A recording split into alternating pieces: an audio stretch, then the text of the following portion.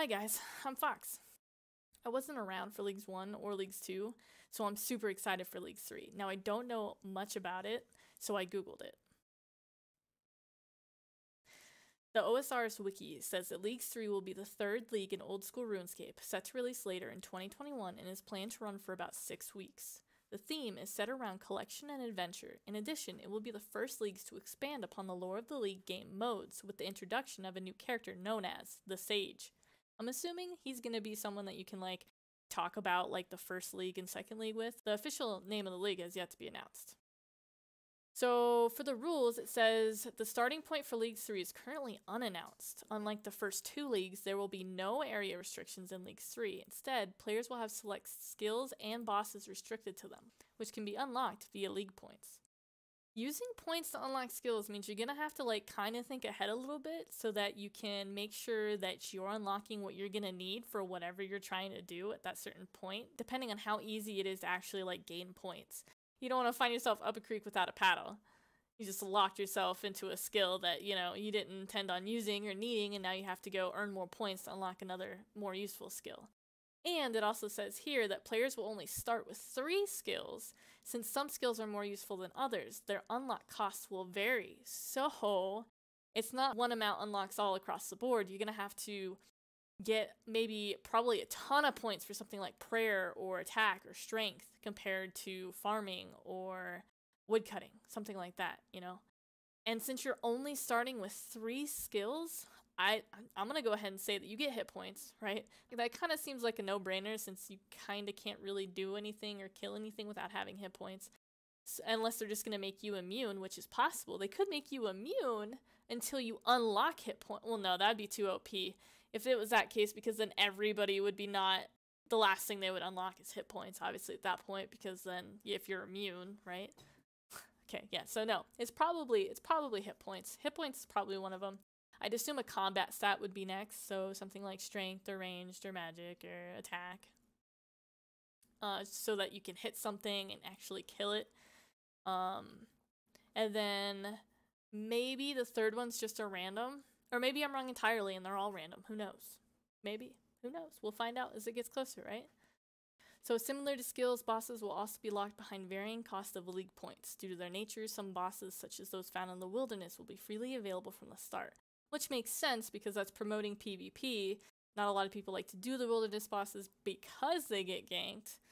And I'm assuming deaths will be a setback in this. So, you gotta take the risk with the reward there. And relics will be obtained via in-game means rather than a point-based system interface. But relics will work differently in Leagues 3 compared to the previous leagues, which I don't know about, so it's okay. They are now split into relic fragments found all across Gilneor, locked behind challenges such as skilling bosses and clue scrolls. These fragments offer smaller effects individually, but much more powerful set effects when combined.